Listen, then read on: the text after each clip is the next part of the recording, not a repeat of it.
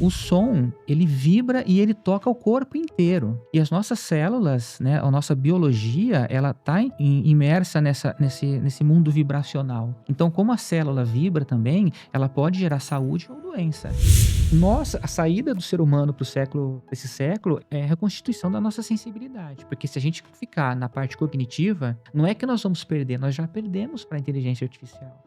Ela já faz um processamento de dados muito mais rápido que nós. Armazena, distribui muito mais rápido do que nós. Ou seja, o que vai restar pra gente, ser humano? Aquilo que eu tenho de mais humano, que é a minha sensibilidade.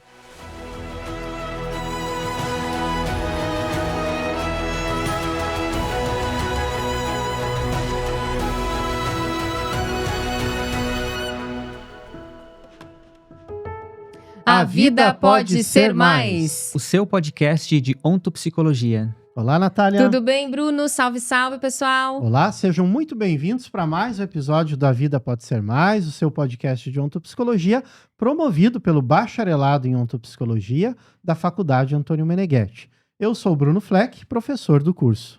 Eu sou a Natália, professora do curso de Bacharelado em Ontopsicologia e consultora em Ontopsicologia. Estamos aqui para mais um episódio do A Vida Pode Ser Mais. Muito bem, pessoal. Hoje a gente vai falar um pouco sobre algo que cada vez mais faz parte da nossa vida, até mesmo pelas facilitações do nosso dia a dia, que é a música. Mas não só a música, né? Nós estamos escutando, né, a todo momento barulhos, rumores na correria do dia a dia. Hoje as mensagens são também sonoras. Podemos escutar áudios, acelerar movimentos de vozes. Podemos colocar efeitos sonoros, né, na nossa vida, e muitas vezes a gente não percebe que essa é uma dimensão essencial da nossa vida interior, da nossa vida psíquica, o aprender a escutar, o aprender a falar, o aprender a cantar, a comunicar, e a gente vai ter um super bate-papo aí pela frente falando um pouco sobre essa relação entre música e a nossa vida. Quem que é o nosso convidado?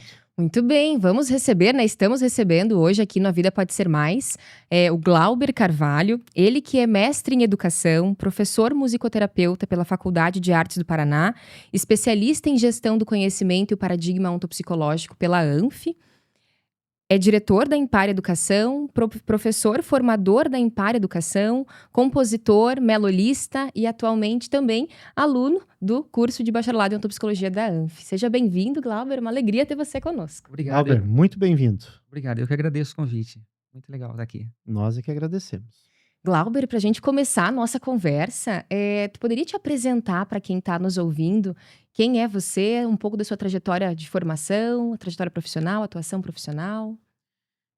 Eu nasci numa cidade bem pequena, interior de São Paulo, né? E estudei música desde pequeno. Eu não sabia que você era paulista, aliás. Sou bem no interior ali. Interessante.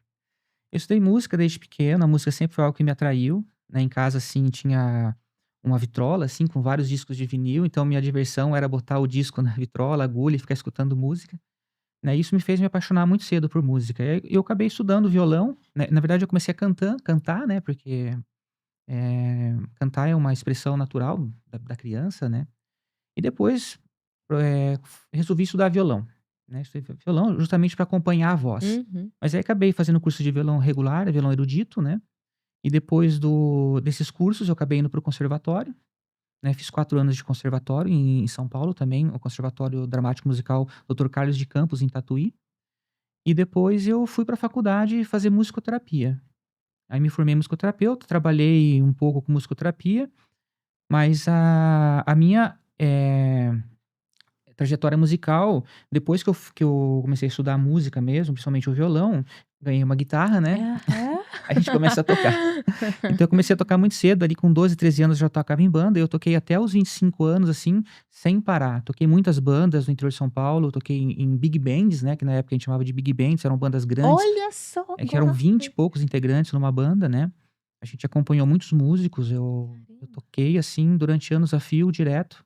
Tocava de terça a sábado, praticamente durante muitos anos. Mas chegou uma hora que eu falei assim, eu vou fazer uma faculdade de psicologia. Aí me falaram, olha, mas tem uma faculdade que mistura um pouco de psicologia, um pouco de música. Eu tava lá, vou experimentar, né? Aí prestei vestibular em Curitiba, como era uma universidade estadual, eu acabei passando e fui pra lá. E de lá eu vim pro Recanto depois, né? Vim pro Recanto em 2009, né? fazer um projeto de educação musical aqui na Quarta Colônia, né? Eu, a Patrícia Valtavic, a Viviane Uhum. Portela, a gente veio fazer esse projeto aqui. E depois surgiu, né, as pequenas orquestras de flauta, de violão, né? Uhum. Depois a gente misturou tudo. E depois, a partir de 2013, 2014, eu abri a empresa, a Impare, né? Que a gente oferecia formação para os professores de redes municipais. Uhum. Porque existia uma lei, que era uma lei chamada 11.769, que trazia a obrigatoriedade do ensino da música em todo o Total. território nacional, né? Só que os municípios não sabiam ainda como se adequar Introduzir isso isso. dentro da sua. Aí eu acabei me adaptando o material que eu já tinha trazido de Curitiba, porque eu trabalhava em escolas de música, né?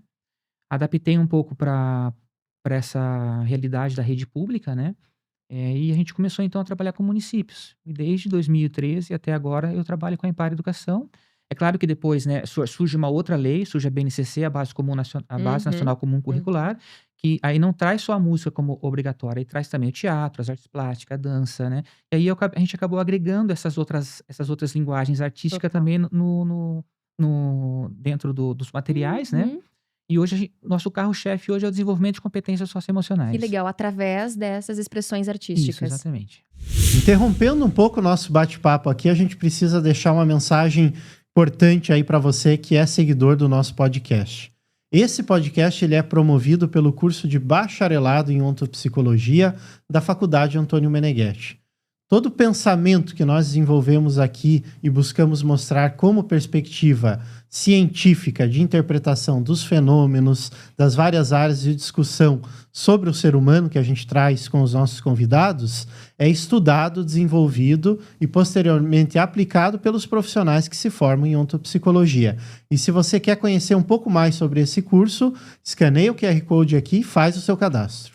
Aproveita que você está aqui com a gente e inscreva-se no nosso canal. Ative as notificações, curta esse vídeo, comente o que você achou e compartilhe esse episódio para aquele seu amigo que pode fazer a vida dele mais. Além disso, nós temos também o aplicativo Ontopsicologia, que é um aplicativo em que nós temos textos, áudios e videoconferências sobre ontopsicologia, ciência desenvolvida pelo professor Antônio Meneghetti. Que legal. Menos isso. Lauber, até vou fazer uma pergunta assim que não estava prevista, me veio agora. Essa semana me ocorreu em aula, por algum motivo foi falado do Heitor Villa-Lobos, né? É um dos maiores compositores brasileiros de renome internacional, né? E eu certa vez eu li, agora eu lembrei disso porque você falando do ensino de música nas escolas, né? De que o método dele de canto orfeônico foi divulgado para o mundo inteiro, né? Como um exemplo de educação musical. E pensar assim que nas escolas antigamente era realmente, né, o canto coral, a musicalização, aproveitando qual que é o papel disso na educação de uma criança, assim, e pensando, né, que o nosso podcast a gente sempre pensa no desenvolvimento humano, né, que papel teria talvez a musicalização já Total. na infância para uma pessoa, né? A música ela sempre esteve presente na educação brasileira, né? Ela ficou um período sem estar presente. Na verdade, foi um período grande, aí, quase 40 anos, né? Desde o canto orfeônico, né? Depois que sai a música de dentro da escola regular, algumas instituições ficaram responsáveis por esse ensino. Aí né, foi aquilo que hoje a gente conhece como escola de música, Total. né? Ou conservatório. Sim. Né? Mas o que a escola de música fez, ou o conservatório? Colocou o aluno diante de um professor, como se fosse uma aula particular, e começou a dar aula de instrumento para esse aluno, né? Então, passado 40 anos, todo mundo acha hoje que ser musical ou estudar música significa tocar um instrumento. E na verdade... Mas a proposta, por exemplo, de Villa-Lobos já não era essa, ou seja, era utilizar a linguagem musical, porque a linguagem musical, ela é uma linguagem como qualquer outra, né? Ela é um sistema sintático de semântica autônoma, né? Mas que ela possibilita alguns tipos de percepções que a linguagem oral escrita acaba não proporcionando, né? Então, o Porque objetivo... só por essa lógica, todo mundo deveria também estudar isso além da própria língua, né? Exatamente. Obviamente que nem todos serão músicos, mas eu sei ler e escrever, todos nós aprendemos a ler e escrever. Sim. Mas ninguém vai se tornar um escritor. Total. Mas a gente pode se beneficiar dessa linguagem no dia a dia. E a música também. Ou seja, não significa que eu vou estudar música, eu vou virar um musicista. Mas essa linguagem abre percepções, principalmente percepções estéticas, né? E principalmente no desenvolvimento de uma criança, isso favorece muito a percepção cognitivamente deles. também falando, assim, né? Exatamente. Estrutura cognitiva. certeza. Sensibilidade Principalmente, porque a estética. parte cognitiva, ela é assentada sobre uma base sensível. Ou seja, ela tem que ser embasada numa parte sensível, senão ela Total. fica cognição por cognição. E daí fica a técnica pela técnica nesse Exatamente, sentido, é. né? O aspecto técnico. E eu acho que aí já se envolve também algo assim que a ciência ontopsicológica traz, né, que é a música como ordem de vida, mas assim como cada pessoa na própria estrutura da própria pessoa humana, ela tem uma dimensão musical, né? Uhum. A gente nasce assim com uma musicalidade própria? Como é que é isso? Sim, eu enquanto musicoterapeuta, né, a gente aprende que todo mundo é musical, né. Existe até um dado que diz que 1% da população possui uma síndrome que é chamada de amusia, né. São umas pessoas que o cérebro não consegue, identificar aquilo como um som organizado e acaba refutando a música. Nossa. Mas tirando isso, todos nós somos musicais, né. Uhum. E é isso, assim, qual foi a pergunta mesmo? Desculpa. Aham. Não, se a própria Hum. natureza da pessoa Ah, humana, sim, ela tem uma exatamente. ordem Tem musical, uma Sim, ordem né? sim. musical e específica nesse Isso, caso? porque pensa assim, ó, tudo nós percebemos porque vibra, o universo está vibrando. Uhum. Música é vibração é vibração pura, né, ou seja, aquilo que não vibra não é percebido, né. Então o som, ele vibra e ele toca o corpo inteiro. E as nossas células, né, a nossa biologia, ela está imersa nesse mundo vibracional. Então, como a célula vibra também, ela pode gerar saúde ou doença, né. E a música nesse sentido, aí entra a Uhum. musicoterapia, né, principalmente a melolística, ela pode reconstituir essas células a partir de vibrações sonoras, né, dessa ordem, dessa organização, Uhum. porque música é ordem, Uhum. não é som, só apenas som, né, porque Uhum. se você um som é apenas um som, mas um som organizado, né, é música. Uhum. Pensava aqui que na tradição grega, por exemplo, né, a própria palavra cosmos é ordem, né? Uhum, Cosmos do grego. E kalos, beleza, né? uhum. E que o estudo da música, na verdade, estava muito atrelado na antiguidade a essa capacidade de ir percebendo a ordem matemática, a constância, o movimento, a harmonia existente na vida, nas coisas, né? Tanto que Pitágoras criou toda uma Uhum. cosmologia, né, voltado para a música, né, as 7 notas musicais, né, ele desenvolveu algo chamado a música das esferas, dos Uhum, planetas, né, que ele correlacionava as vibração dos planetas com as vibração das notas. Os chineses já fizeram isso há 5.000 anos antes deles ainda, né, toda a cosmologia chinesa, né, eh, era era voltado pra música, ou seja, a música tinha que representar essa cosmologia na Terra. Então Uhum. toda a ordem, né, musical tinha que respeitar essa cosmologia. Então música não é que pra gente hoje música é como se fosse um produto, um entretenimento, né, mas para os antigos música era uma ordem realmente de uhum. cosmológica, uma ordem de Uhum. vida, Uhum. né. Uhum. Agora eu lembrei, no bacharelado em antropsicologia, a gente tem a disciplina de grego e latim, Grego e né? latim. E aí nós temos uma grande professora, a professora Leice, né? Uhum, Que quando vai retirar, para estudar com os alunos determinados cantos Uhum. gregos, ou mesmo trechos da Odisseia, por exemplo, né? Ela ensina a fazer isso cantado, porque havia essa tradição de que todo texto, toda locução importante, seja civil, seja religiosa, ela tinha que ser proclamada de é, modo cantado, né? sim. Existia um instrumento que acompanhava essa declamação que era chamado de forminx, Olha era uma só. lira, né, a princípio ela tinha 4 cordas, né, que hoje representa aquilo que a gente conhece como tetracorde. Né, ou seja, a lira com 4 cordas deu origem à nossa escala que a gente usa em música hoje, que é a escala heptatônica, né, ou seja, de 4 de cordas se dobra para 8 cordas, então eu tenho uma nota inicial e uma nota final que é a mesma, o que sobra são 7 notas no meio, que é a nota que o do, ré, mi, fá, sol, lá, si, dó que a gente utiliza até hoje, Uhum. né, veio dessa lira que acompanhava as declamações. Uhum. Bacana. Glauber, você poderia falar para nós como que um pouco sobre essa síntese, assim, fisiológica da formação do som e da percepção acústica? Porque nós estamos falando aqui nesse sentido de percepção, né? Ok, temos uma musicalidade, a vida tem uma musicalidade, a gente é capaz de conseguir perceber isso, de escutar isso ou não, e como que se forma essa acústica dentro dessa nossa estrutura fisiológica? Sim. O nosso corpo, né, ele está preparado para receber essas ondas vibracionais, né. O som o que que é? É uma perturbação das moléculas de ar, que gera uma onda, né, e essa onda então o nosso corpo, ele tá preparado para converter essas ondas, né, ou em movimento, né? Ou naquilo que a gente entende como som, né? Porque o som tem até eu lembro que no primeiro dia de aula de faculdade, um professor, né, de Fisiologia. neurofisiologia, ele falou assim para nós, né? Ah, se uma árvore cai lá na Amazônia agora, no meio da floresta, não tem nenhum ser humano, não tem nenhum animal perto, essa árvore faz som? Parece até um koan chinês, né? Hum. Claro que faz som. Aí ele começou a explicar toda a fisiologia né, Uhum. da audição para a gente entender que não faz som, né? Porque a perturbação do ar, né, por meio de uma Uhum. vibração, ela entra pelo nosso ouvido, pelo canal auditivo, né, e perturba uma película que a gente tem aqui que chama tímpano, né. Mas lembra, até agora é Uhum. onda Onda. mecânica, Uhum. né. Esse tímpano, ele vibra, atrás desse tímpano tem uma estrutura, um mecanismo muito, sutil, são os menores ossos que a gente tem no corpo humano, né, é o Uhum. estribo, o martelo, a bigorna, né. Eles funcionam como um mecanismo mesmo, uma estrutura ali que gera movimento dentro da cóclea, a estrutura que a gente tem que é aquosa, né. E, banhada nessa água, a gente tem células que são células ciliadas. Essas células captam essa onda transmitida por meio desse líquido, né, e gera um impulso elétrico. Esse impulso elétrico vai pelo nervo auditivo, atinge uma certa região do cérebro, que é o córtex primário auditivo, e ali se gera então aquilo que nós conhecemos como som. Ali sim surge o som, enquanto que uma imagem Uhum.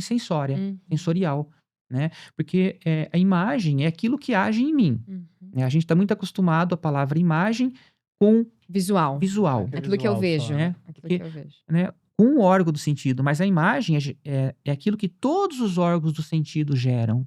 Então, né, o cheiro de uma flor é uma imagem olfativa, o gosto do café é uma imagem, degustativa, Uhum. Uhum. né, e o som é uma imagem sonora, na verdade ele é uma imagem, porque ele age em mim. Então, ali sim acontece o som. Então o som ele não acontece fora do corpo humano. Então se não existisse humanos ou não existisse nenhum animal com um sistema nervoso, não existiria Aham. som no planeta. Existiriam perturbações, ondas, algo vibrando, mas não aquilo que a gente entende como som, né.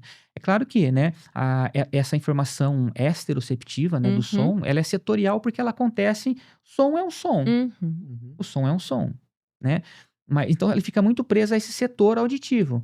Mas a gente também, né, tem outros córtex, também tem uma outra estrutura chamada formação reticular que pega essa informação que está no setor e distribui para todo o cérebro, Uhum. distribui para todo o corpo, Uhum. né.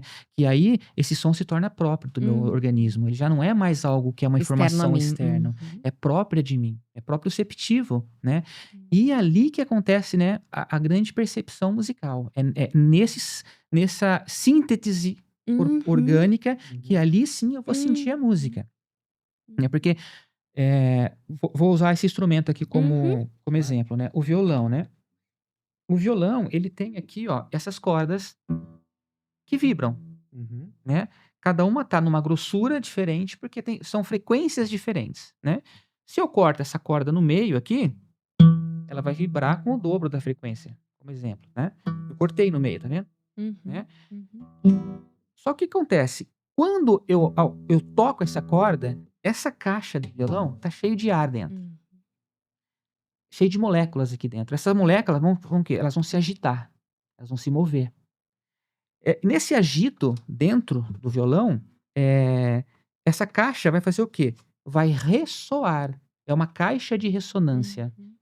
Então ela pega essa frequência, ressoa de novo, ou seja, né, Uhum. soa de novo, ressoa e produz o quê? Produz aquilo que a gente conhece como som, e depois vai passar por todo aquele processo, Uhum. etcétera. Então, a resultante dessa caixa de ressonância é aquilo que a gente conhece como som.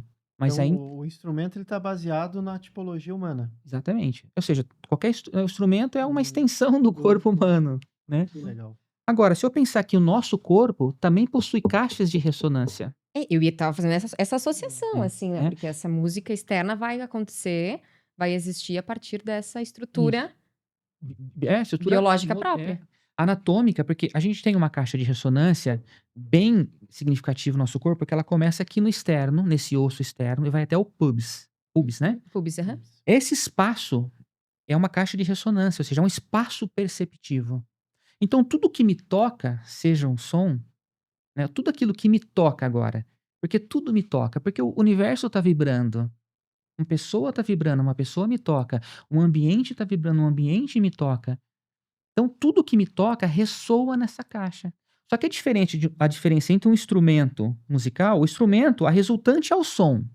A resultante dessa vibração, porque é algo que agita dentro. Uhum. Os gregos diziam como emoskitizo Emoção. ou emovere. Ou seja, a resultante dessa vibração é a emoção, ou uma atividade psicoemotiva. Uhum. Então, aqui que entra, né, ou seja, todo esse processo auditivo com percepção orgânica, organísmica, vamos pensar assim, é ali que a música acontece, não é fora, né? Não é o objeto que está fora, mas é assim quando a música já está própria dentro de mim. Uhum. Então, se eu utilizo a música para aprender esse tipo de percepção, ou seja, como que essa música toca o meu corpo? Se ela está tocando o meu corpo, ela está produzindo uma resultante. Essa atividade psicoorgânica ou psicoemotiva, como que é isso para mim? Ou seja, eu estou atento a essa atividade? Como você toca aí dentro de mim? Como que o ambiente toca? Como que uma situação, como que Uhum. um pensamento meu toca Uhum. dentro de mim? Uhum. Então, Como eu sou capaz de conseguir perceber isso e, de certa forma, também distinguir. Porque existe um processo de distinção dentro, não necessariamente uma apropriação, né? Quero dizer que dentro do processo perceptivo cognitivo eu vou perceber, isso vai se tornar, tem a possibilidade de se tornar eu, assim, né? Mas eu também preciso ter essa consciência. exatamente, aí que é o problema. Porque esse fato é o fato vida, acontece. Aham. Independente se eu tô Quero ou não consciente ou quero, não, exato. ele está acontecendo. Agora, isso reflete na minha consciência? E quando reflete exatamente como aconteceu? Né? Isso, aí que tá. Aí entra um terceiro nível do processo perceptivo cognitivo, que é a egocepção. Né? O quanto disso eu colho. Glauber, pensando um pouco assim, faça uma pergunta e você também diga se faz sentido essa pergunta, né? O ponto é, né, para quem está nos escutando em casa, talvez, quando a gente fala em percepção, a pessoa Uhum. pense assim, muito critério, aquilo que eu gosto, aquilo que eu não gosto, né? Ah, essa música me faz bem, essa música não me faz bem, essa música Me deixa me deixa animado, Aham. isso aqui me deixa muito animado, triste. gera uma emoção, né? Outro dia com os alunos lá eu perguntava e todos responderam que voltam para escutar um pedacinho da música, porque Total. aquele pedacinho faz uma variação emotiva e Total. tal. O quanto também a percepção ela precisa chegar num ponto neutro, né? Como separar assim algo que gera um campo emocional forte, uma música que eu tenho a tendência a dizer, eu gosto dessa, e aí eu faço uma pergunta, é possível dizer que eu posso gostar de uma música, mas que na verdade ela pode não me fazer bem? Pode, porque o critério que você está usando para dizer gosto ou não gosto é um critério, talvez, de memória, ou um critério ideológico, um critério de ideia, Uhum. né? Eu vou dar Ou de variação ultra emotiva, né? Total. isso, Uhum. mas eu posso dar um exemplo meu, né? Eu me lembro quando por que que eu me apaixonei por música? Porque quando eu escutava música quando era criança, para mim, escutar música ou brincar de esconde-esconde era mais ou menos a mesma Era coisa. Era divertido. divertido, porque ou seja, eu não estava prestando atenção na música, no objeto música, mas aham. no como aquilo agia em mim. Como aquilo agia, ou seja, como eu vivenciava e experimentava aquilo. Para mim, eu achava aquilo natural, né? Então, aquilo me fez querer estudar música. Só que quando você entra para fazer um curso, né? Ou seja, a educação musical, na verdade, que praticamente toda a educação não privilegia essa parte sensível. Uhum. Então, você começa a estudar educação música, você começa a separar as coisas. Ah, só existe um ritmo, existe melodia, existe harmonia. Ah, o ritmo existe acento. Ah, existe aqui o pulso, existe o andamento, existe o alegre, alegria. Você começa a dissecar tanto esse objeto que está fora, que você acaba voltando toda a sua atenção para o objeto que você está analisando. Então você começa a criar categorias de percepção baseado nessa estrutura lógica. Né? E eu comecei a me especializar muito nisso, estudar profundamente a harmonia, né?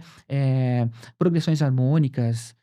Você começa a criar uma certa racionalidade e você substitui essa percepção sensível por essa racionalidade. A ponto de você escutar uma música, você identifica a tonalidade, Uhum. você identifica qual é a escala, né? Qual é a progressão harmônica, onde está dominante, onde está subdominante, onde está o acorde empréstimo. Ou seja, começa a analisar Uhum. totalmente essa música e isso passa a ser uma categoria de percepção. Uhum. Eu me lembro, por exemplo, a primeira vez que eu escutei Meneghetti, que foi durante a faculdade, Zero categoria de percepção. eu falei, cara, quem é esse maluco que tá tocando esse piano? Eu Não pensei tem comigo. ordem técnica nesse Isso, sentido. porque aquelas estruturas perceptivas, lógicas que eu tinha, que eu usava como critério para dizer essa música é boa ou não, eu não encontrava na música do professor Menegheti, na música Antoarte.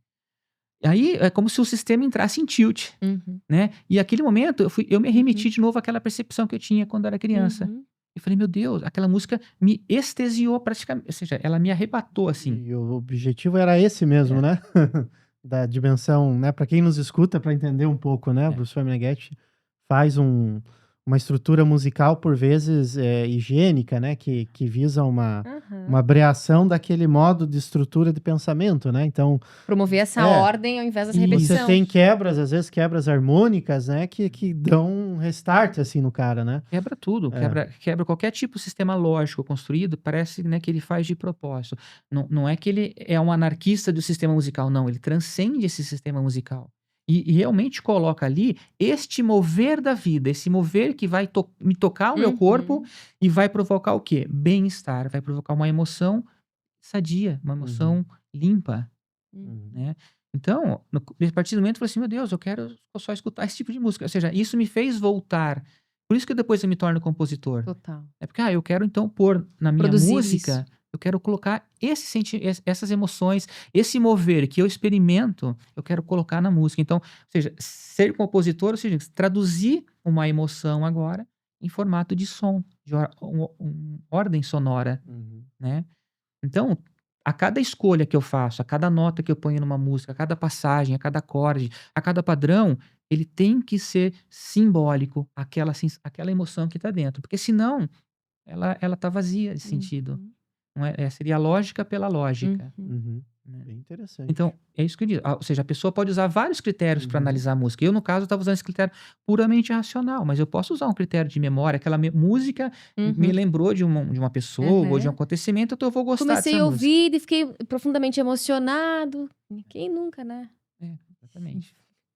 E hoje isso tá muito fácil, né? A gente, na nossa era aí, você, né? Antigamente, eu acho que para quem é jovem nos escuta assim, eu, por exemplo, sou da época que você ligava o rádio, ficava esperando o momento que a música entrava com a fita ali Apertar o e, REC. e apertava, como é que era O mesmo? REC, né? O REC, que gravava, né?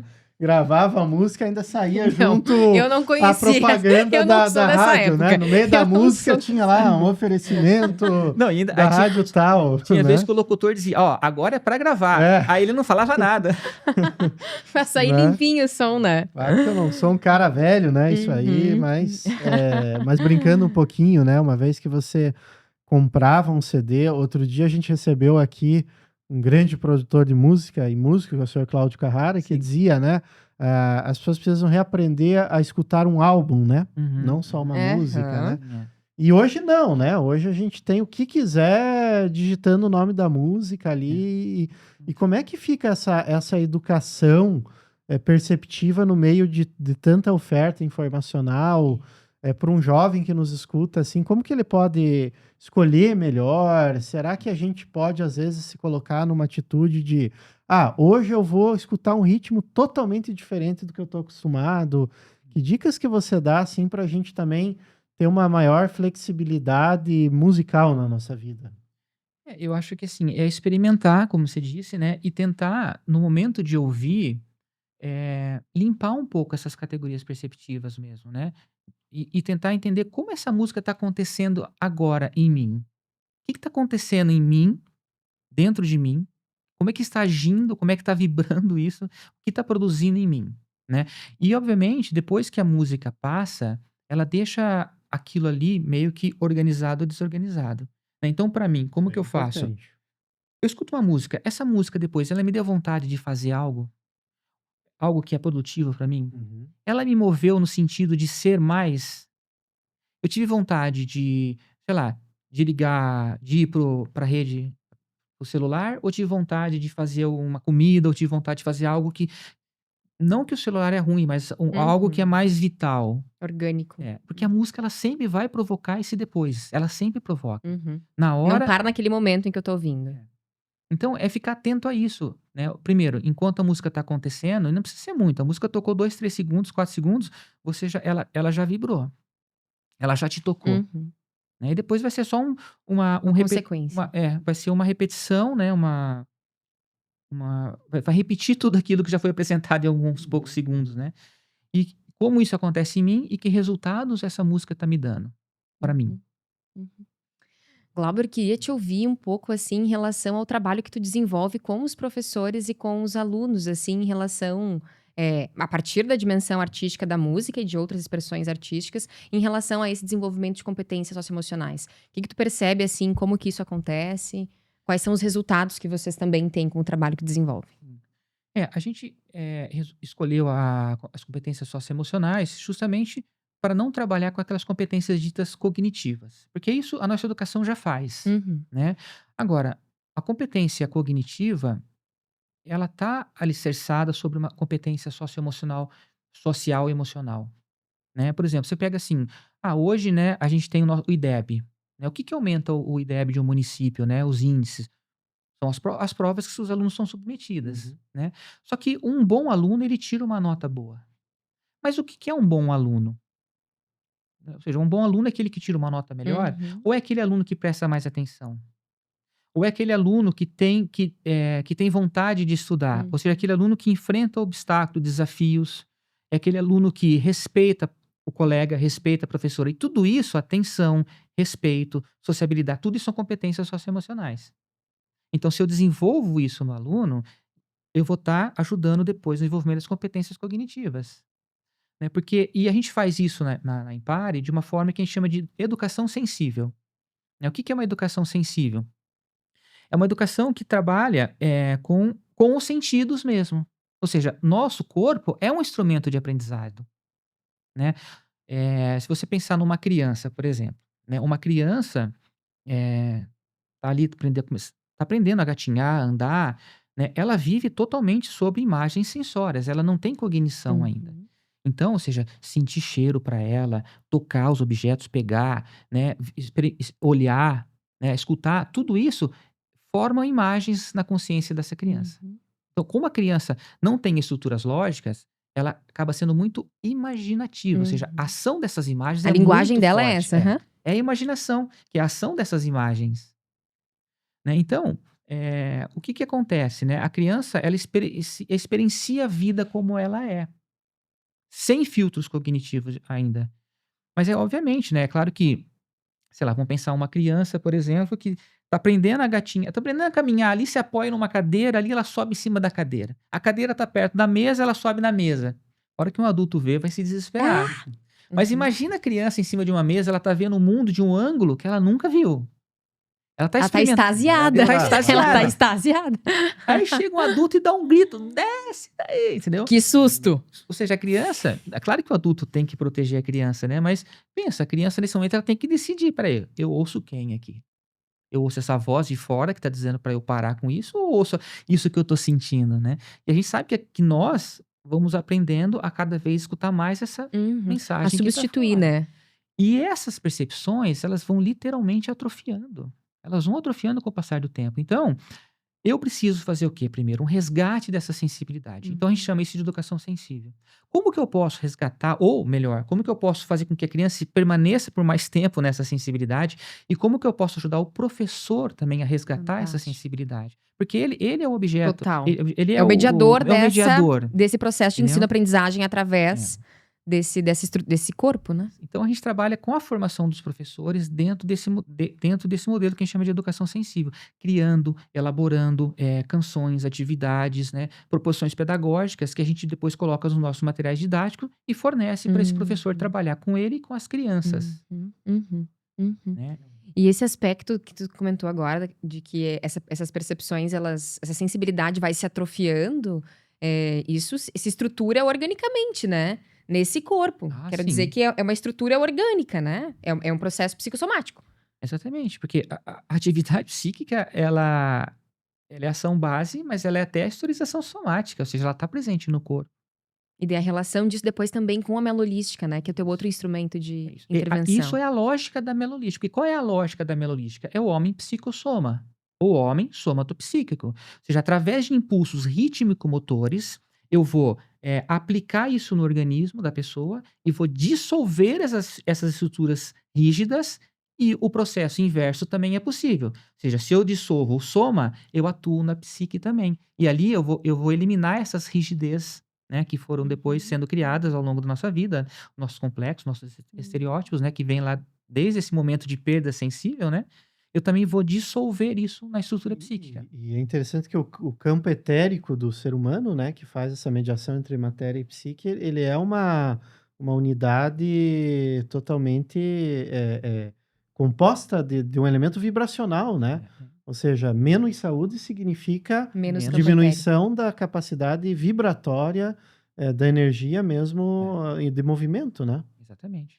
E que a melodística restitui essa ordem. Se puder até falar um pouquinho mais, Glauber, numa linguagem bem acessível, assim, para quem não conhece esse instrumento de intervenção da ontopsicologia, É, a um pouco da tua experiência com a melodística também. A melodística ela é um instrumento de intervenção da psicologia, né, que utiliza a música e a dança, né, a música gerada por um musicoterapeuta e a dança pelos participantes, né, com o escopo daquilo que o criador chama como saúde estética, que resulta no quê? Numa maior atividade psicoemotiva. Uhum. Uhum. Essa é a definição que eu mais gosto de melodística, né? Ou seja, a instrumentalização da música e da dança com o escopo da saúde da estética com resultante de uma maior atividade psicoorgânica ou psicoemotiva. Ou seja, sou potencializado dentro daquilo que é a minha identidade e potência de vida, assim. Exatamente. É isso. Ou seja, então, e a lógica da melodística, como eu disse, é essa, é do homem psicossoma e somato psíquico, né? Então, em vez de eu atuar na psique para atuar no corpo, eu faço o inverso. Eu atuo no corpo, né? Como? Através de alguns ritmos que o Ken Meneghetti, né, que foi o criador, quando a gente fazia a formação com ele, ele explicava bem certinho. Esse ritmo é assim, o ritmo ele é binário, um tempo longo, 2 tempo curto, faça isso, faça assim, né? Aí existem alguns padrões, ou seja, não é uma improvisação, Sim. né? Não é algo. É claro que a partir do momento que eu tenho essa estrutura base, aí sim eu olho para aquele público, para aqueles clientes, ou olho para uma pessoa, como essa pessoa ela toca dentro de mim. Ela faz critério, ou seja, aquilo está correspondente com essa ordem que eu já estou tocando. Se não, eu tento impulsionar ela. Eu tento ajudar com o ritmo. Então, ou eu vou. O melodista vai de pessoa a pessoa, tentando analisar essa pessoa também, né? E tentando ajudar, ou, ao mesmo tempo, ele sente todo o grupo e vai variando. Porque o que gera estesia num corpo humano por meio da música? Na verdade, o que gera estesia? Vamos pensar agora não só na musicoterapia, na melodística, na arte, mas na música, mas como a arte em geral. Onde que está o valor daquela obra de arte? Está no valor monetário, né? O valor Uhum. que o museu Uhum. deu, ou porque as pessoas vão comprando, mas o valor real mesmo. Não digo o valor de dinheiro, Uhum. mas o valor real de uma obra de arte está na capacidade que essa obra tem de mover a pessoa dentro, gerando o quê? Estesia, emoção. Estesia é uma palavra que vem de estética, né? Estesia A é esteses, é né, da no grego, esteses, né? Uhum. Então, e o que gera? Qual é a técnica que se utiliza para gerar, que depois também vai ser utilizado na melolística? É os opostos. Trabalhar com os opostos, né. A arte tem os renascentistas criaram uma técnica chamada chiaroscuro, chiaroscuro. Inclusive eu Uhum. tenho uma obra, né, que está no meu Spotify, chama Chiaroscuro, que foi a última que eu compus agora, né. O que que é o Dica aí, pessoal. é, É. o que que é o chiaroscuro? É uma técnica de eu trabalhar com claro e escuro, com Contrastes. contrastes, porque é o contraste que move, Uhum. né, ou seja, se eu sou sempre igual, Uhum. eu sou linear. A partir do Uhum. momento que eu vario isso, É dinâmico. eu movo dentro também, eu gero estesia. Então na música, no caso também da melolística, E que é um princípio pitagórico esse aí, né? A é, luta dos os opostos, opostos, né? né. Platão tem naquele De Anima, né, ele Uhum. fala sobre a percepção, né, sobre esse espaço perceptivo. Ou seja, nós só percebemos porque a gente percebe opostos. Se não fosse os opostos, a gente não teria percepção. Uhum. É tudo igual. É tudo igual, Uhum. né. Tudo a mesma coisa, né? É. Uhum. Então, a arte vai trabalhar a música ou a melodística vai trabalhar com esses opostos. Então eu sinto o grupo, né, você faz essa leitura, como que essa caixa está ressoando? Tá igual, não tá, a coisa tá difícil, vamos variar, acelera. Ou seja, trabalha com as variações. E música, o que são essas variações? É chamado de dinâmica. Forte, fraco, lento, rápido, agudo, grave.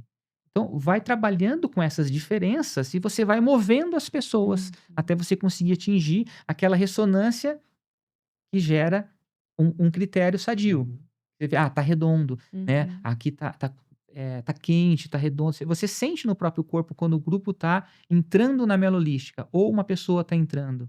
Porque parece que é uma coisa muito abstrata, mas é muito simples. Uhum. É só ficar atento ao corpo, né? Uhum. Então, tanto a arte musical ou quanto a melodística, eu vou aplicar esses ritmos e depois eu vou variá-los Uhum. de intensidade, velocidade, timbre, né? Essa é a técnica básica, né? Muito, Uhum. muito interessante. Enquanto você falava da questão do valor da obra de arte, né? Eu lembrava do episódio que nós gravamos com o Cláudio, que ele falou também de maneira breve, assim, sobre a relação dele com a música, assim, e falamos do porquê a beleza importa, porquê a estética importa, e que é um conceito que, de certa forma, assim, a gente vê que oscila de tempos em tempos, a gente tem uma oscilação em relação a essa compreensão, né? E acho que tu trouxe muito bem, assim, esse aspecto de que tem uma dimensão que é uma dimensão emocional, dinâmica psíquica, assim, Aham. que se conecta, enfim, que de certa forma também pode ser potencializada ou pode ser através da arte, de fato, vai ser potencializada, mas se não for um elemento artístico, de fato, não vai ser. É. Aí entra aquilo que você já trouxe, né? Pode potencializar, mas pode também não pode danificar, né? O nosso corpo, a nossa célula, ela suporta até certo ponto, né? Mas chega uma hora que sobrecarrega de sinal. Se você pensa, por exemplo, a música, né? A música erudita, por exemplo, ela varia o tempo todo. Por isso que tem que ter um maestro ali, né? Porque o Uhum. maestro é a emoção da música. Então, ele é o critério de velocidade, de intensidade, ele é critério dinâmico da música, né? Agora, se você pega uma música, por exemplo, você vai sei lá, uma rave, por exemplo, em que você tem uma batida tunt, tunt, tunt, tunt, que você fica 3, 4 horas ouvindo a mesma, sem variação, aquilo lesiona. Uhum. Ou seja, quando você é muito repetitivo, quando o sinal no corpo ele é muito repetitivo, pensa assim: eu só como arroz e batata frita. Uhum. Arroz, batata frita, arroz, batata frita. Ou seja, é uma repetição de sinal. Oh, perdão. É uma repetição de sinal. Ou seja, a célula, ela não suporta por muito tempo isso. Então, ela lesiona. E quais são as células que são as primeiras a serem As lesionadas? mais sensíveis. As mais sensíveis. Interrompendo um pouco o nosso bate-papo aqui, a gente precisa deixar uma mensagem importante aí para você que é seguidor do nosso podcast. Esse podcast ele é promovido pelo curso de bacharelado em ontopsicologia da Faculdade Antônio Meneghetti. Todo o pensamento que nós desenvolvemos aqui e buscamos mostrar como perspectiva científica de interpretação dos fenômenos, das várias áreas de discussão sobre o ser humano que a gente traz com os nossos convidados, é estudado, desenvolvido e posteriormente aplicado pelos profissionais que se formam em ontopsicologia. E se você quer conhecer um pouco mais sobre esse curso, escaneia o QR Code aqui e faz o seu cadastro. Aproveita que você está aqui com a gente e inscreva-se no nosso canal. Ative as notificações, curta esse vídeo, comente o que você achou e compartilhe esse episódio para aquele seu amigo que pode fazer a vida dele mais. Além disso, nós temos também o aplicativo Ontopsicologia, que é um aplicativo em que nós temos textos, áudios e videoconferências sobre ontopsicologia, ciência desenvolvida pelo professor Antônio Meneghetti. A imagem tunte, arroz, batata frita não é um acaso, né? Interessante como as coisas vão ser uma junção interessante, né? Que eu acho que faz sentido para muita gente assim como tem um hiper caráter de emotização da música, a hipersaborização dos alimentos, a perda dos opostos na vida de um modo muito mais complementar, né? Dá a impressão às vezes que a cultura ela é uma anticultura à sensibilidade, Total. porque quer padronizar É uma tudo. massificação, Exato. né? Oi. Né, se você pega, assim, coisas, por exemplo, né, na escola, o bullying, por exemplo, a gente trabalha muito com isso dentro da escola, né, ou o racismo. No fundo, o que é isso? Eu não consigo aceitar o que é diferente. Então, se eu não consigo aceitar o que é diferente, significa que eu sou insensível, porque é a diferença que me traz a beleza da vida. Ou seja, né, essas células que captam essa sutileza da vida, são as primeiras a morrerem, né, são elas que são tão sutis, né, que elas que são responsáveis por perceber essa sutileza, essas diferenças e aquilo que a gente conhece como beleza, né. Então, eu acho assim, ó, a saída do ser humano para esse século é a reconstituição da nossa sensibilidade, porque se a gente ficar na parte cognitiva, não é que nós vamos perder, nós já perdemos para a inteligência artificial. Ou seja, ela já faz um processamento de dados muito mais rápido que nós. Armazena, compartilha, distribui muito mais rápido do que nós. Ou seja, o que vai restar pra gente, ser humano? Aquilo que eu tenho de mais humano, que é a minha sensibilidade. Então eu acho que agora o papel da educação, é claro, e imagina, né, um curso como esse da Onda Psicologia, é basicamente isso, Sim. né? Ou seja, nós temos que resgatar aquilo que nós temos de mais humano, que é a nossa sensibilidade, né? Por quê? Porque é o único modo que a gente tem de sobrevivência até. Porque senão a gente vai ser subjugado. Se a gente ficar em lógica pela lógica, nós podemos ser subjugados a qualquer momento por uma coisa que seja mais superior a nós nesse sentido. Claro. Vamos para o momento aguardado? Sim, A sim. gente está esperando música, Glauber. Podemos Tocar um. tocar aquilo que você. Geralmente, né, Natália, a gente convida que né, quem está aqui participando com a gente possa deixar uma mensagem final Tá. de como a vida pode ser mais. Teria como fazer isso musicalmente? A teu critério. Eu vou tocar um trechinho aqui de uma peça. Inclusive, só um comentário. Eu acho que para muita gente que vai escutar agora, talvez seja a primeira vez que vai estar escutando também um pouco da erudição do violão, né? Porque muitas vezes a gente está acostumado. Dá até falar um pouquinho sobre isso. O que que é? A gente diz, é o dedilhado, mas o que que é o violão erudito, né? O violão erudito, ele não tem. Ele é um instrumento que ele procura dar conta, né, de ser um instrumento solista. Então ele faz canto, ele faz contracanto, né? Ele trabalha com melodias, harmonias. Ele é diferente, por exemplo, de um instrumento de sopro, uma flauta, um saxofone, que é um instrumento melódico. Esse aqui é um instrumento harmônico. E o violão dito erudito, né? São peças que são escritas explorando o máximo desse instrumento, Uhum. né? Normalmente são peças que não têm letra, né? São peças instrumentais. Mas eu vou tocar então o trecho de uma peça minha. Vou tocar então um trechinho dessa Chiara Escuro, que foi a última que eu compus, né? Uhum. Que eu tento trazer essas diferenças, né? Tímbricas, de andamentos. Ela é assim, ó.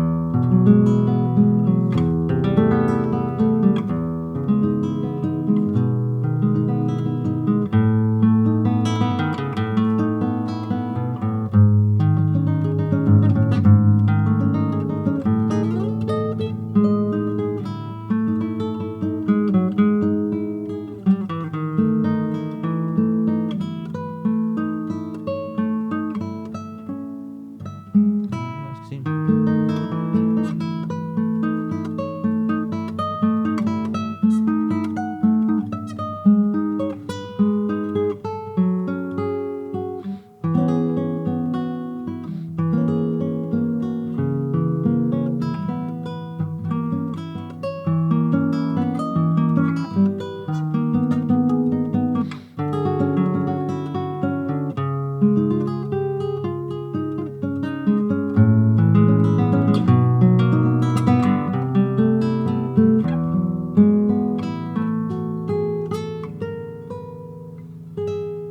Toquei a parte final, senão ela é muito comprida. Ela demora uns 4, 5 minutos. Toquei só a parte final. Muito obrigado.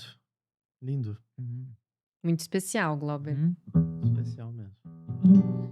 Não dá vontade de parar de ouvir, né? Agora nós vamos ter que sair daqui, vamos lá no Spotify. E eu acho que a gente poderia, né, agradecer quem nos acompanhou, agradecer o Glauber. Foi um bate-papo de muito conhecimento, né?